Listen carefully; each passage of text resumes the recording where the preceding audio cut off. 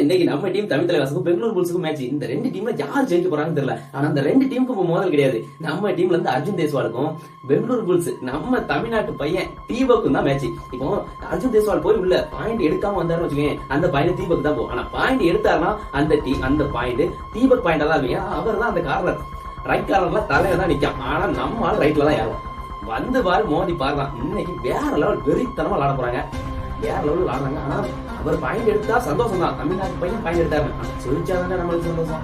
தமிழ்நாடுடா, ஆனா தமிழ்நாட்டு பிளேயர் எல்லாமே தமிழ் டீமுக்கு எதிராக வேற லெவல் விளாடுவாங்க.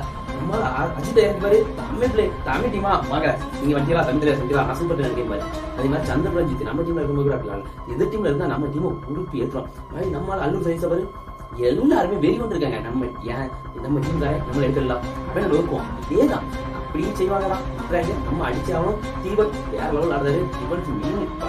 ஃபர்ஸ்ட் வருஷம் மாதிரியே தெரியல.